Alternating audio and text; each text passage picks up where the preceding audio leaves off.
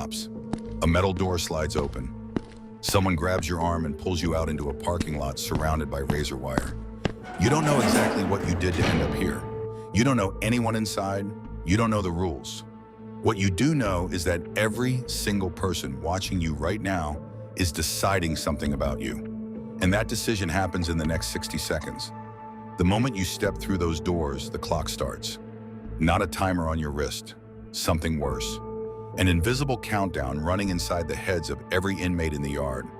They're watching how you walk, how you hold your face, whether your eyes dart around or stay steady, whether you look scared. You cannot look scared. The correctional officer directs you into a processing room. You've heard it called R&D, receiving and discharge, but it feels more like a factory reset. Everything you came in with gets taken. Your wallet, your phone, your clothes. A guard hands you a plastic bag for your personal belongings. Then he tells you to strip. The strip search takes about 3 minutes. It feels longer. You get fingerprinted, photographed, assigned a number. The number matters more than your name now. You're issued 3 t-shirts, 3 pairs of socks, 3 pairs of underwear, and 1 pair of boots. They hand you a bedroll, a thin mattress, 2 sheets, a rough blanket. This is everything you own now. Then they walk you into general population. The noise hits you first. Not chaos exactly, but volume. Conversations happening in every direction. TVs playing in the common area. Shoes squeaking on concrete floors. Metal echoing off cinder block walls. The air smells like industrial cleaner and something underneath it you don't want to identify. Everything is fluorescent. Everything is gray. You find your assigned bunk, set down your bedroll, and then you make your first mistake without even knowing it. You make eye contact with the wrong person. In the free world, holding someone's gaze is polite. It signals confidence, respect. In here, it signals something else entirely. Looking at someone too long is a challenge. It's an invitation. The man you accidentally held eye contact with for 1 second too many doesn't break away.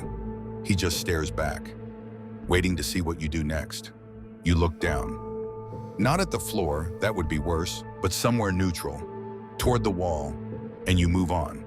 You just passed your first test without knowing there was one. Dinner is at 5 p.m. The chow hall is his own map of invisible territories. Seats aren't assigned by guards. They're assigned by something older and heavier than any rule written in a handbook. You grab your tray and stand there for one long moment, scanning the room, trying to figure out where to sit. Every table you consider has someone already there who would make sitting down the wrong decision. You find a spot at the end of a table with one other new arrival. Someone who got here this morning, just like you. You don't speak, you just eat. Fast. The food is bad, you eat it anyway. After dinner, you're back in the housing unit, and this is when someone walks over. He's older, relaxed in a way that only comes from years of practice. He sits on the edge of a nearby bunk and looks at you without any urgency. He doesn't ask your name. He doesn't ask what you're in for. He just says, quietly, that you're sitting on someone else's bunk. You stand up immediately. He nods once and walks away. That's it. No confrontation, no scene, but you understand exactly what just happened. He didn't help you because he's kind. He helped you because watching a new fish make that particular mistake carries certain consequences that affect everyone around you. In here, small errors have long shadows. The lights dim at 10 p.m. but never go all the way off. There's always a glow from the corridor, always sound from somewhere. A cough, a murmur, metal settling. Your body is exhausted, but your brain won't stop processing. Every sound registers as a possible threat. You're running a survival system that was built for a world that doesn't exist inside these walls. You lie there staring at the ceiling and try to understand what the rules actually are. Not the written rules. The handbook they handed you during orientation means almost nothing here. The real rule book is unwritten, unspoken, and entirely enforced by people who never agreed to anything out loud. Don't touch another inmate's belongings. Don't cut in line. Don't get friendly with the guards where anyone can see it. Don't share what you know about anyone else. Don't ask questions about other people's charges. Don't accept anything for free. Nothing in here is free. That last one will save you or destroy you, depending on how quickly you learn it. When another inmate offers you something on your first night, ramen from the commissary, a magazine, anything, they are not being generous. They're extending credit. And debt in this place doesn't come with a payment plan. It comes collected in ways you don't want to find out about. You made it through the first day. Your body got processed and filed and assigned a bed. But here's what the intake papers don't tell you. The hardest part isn't the strip search or the bad food or the concrete walls. The hardest part is the recalibration.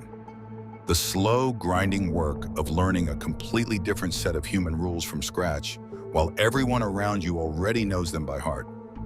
You are, in the language of this place, a fish, brand new, unreadable, and therefore a question mark that everyone around you is actively trying to answer. The question is simple: are you a problem, or are you someone who can be left alone?